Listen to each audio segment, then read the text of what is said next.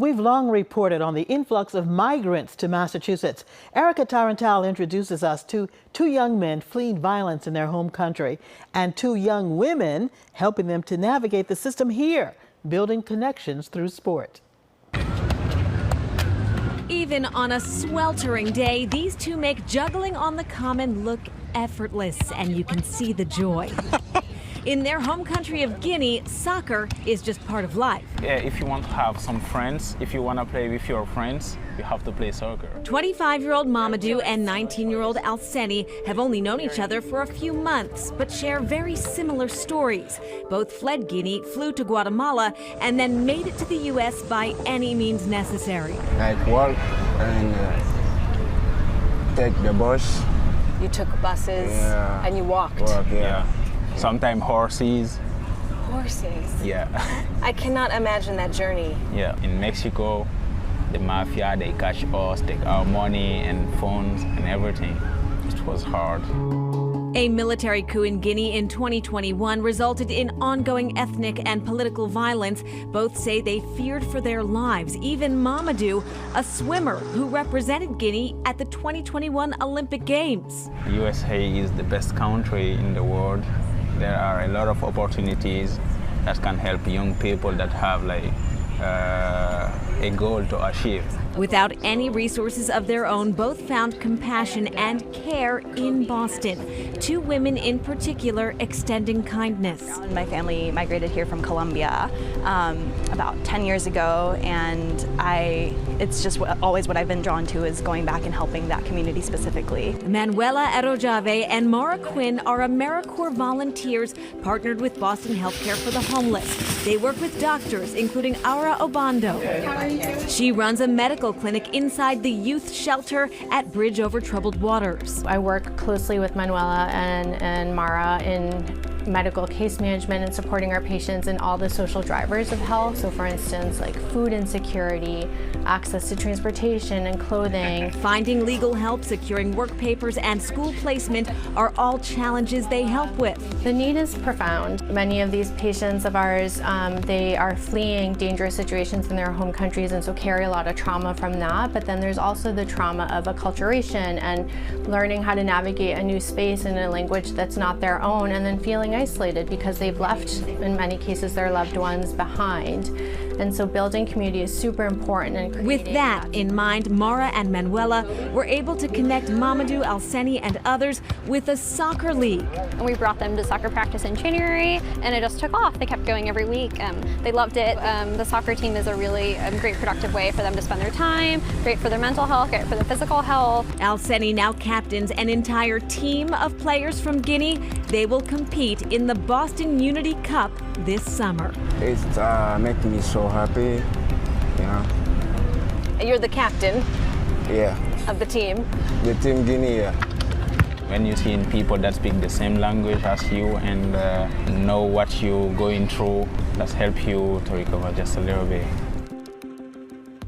And today is Championship Sunday for Boston Unity Cup. The men's finals are at 1 p.m. and the women's finals are at 2 p.m., followed by a trophy presentation. And WCVB is a proud sponsor of the tournament. And while Team Guinea won't appear in the finals, we wish them luck in future tournaments. Next, he didn't know how to cook and she couldn't count the currency, but they learned, and now their Ashland Diner is a hit. Erica, with how a husband and wife team is now working to give back.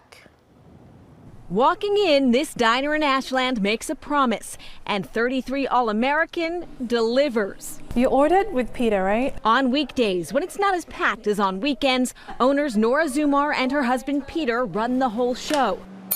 From the kitchen to the dining room, regulars say they don't miss a beat. It seems as though they know what you want before you even know what you want. But one day recently, something did slip.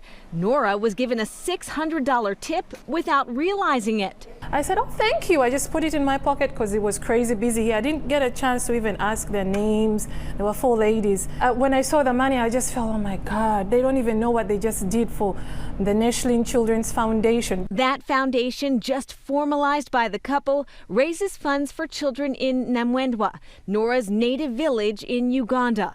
All the tips she makes Tuesday through Friday, she donates.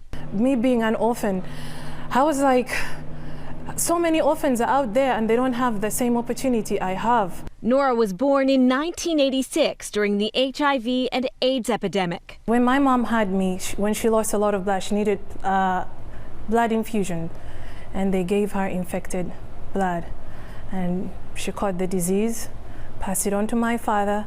My mom died when I was 2.5. And I was so lucky enough that my family educated me and it took care of me. She met Peter after university on a trip to the States. She came to visit an aunt, and we met online.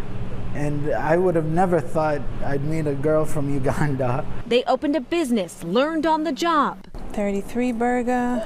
Their diner, it's been going strong for a decade, and they have a 6-year-old daughter. I'm just like one of the luckiest people, I think, on planet Earth. And so both feel compelled to help Nora's home country, where they say the need is dire. With education, you know, you can go anywhere. Just giving those kids that gift, I think ultimately is what drives us. Nora says the cost per child per school year is minimal. It's like maybe $20.01. This is a whole year. The ultimate goal is to build a residential school. Nora, emotional, feels that just might be possible. America for me is honestly the best country in the world.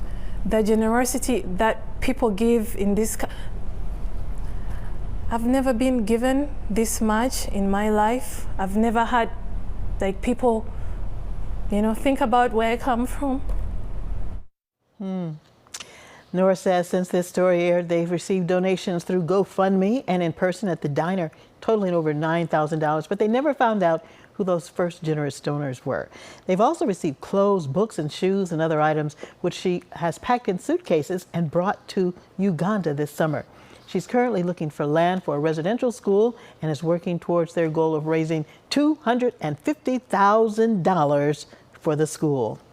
So we've shared the story of Bindeshi's Village, an organization named for Bindeshi Bonner, a Kingston teenager who's been supporting the Ethiopian village of Wando Genet, where he was adopted from 11 months old. Well, since our last report, Bindeshi's mom, Charlene, says the first class of students have graduated and are moving up to an intermediate school.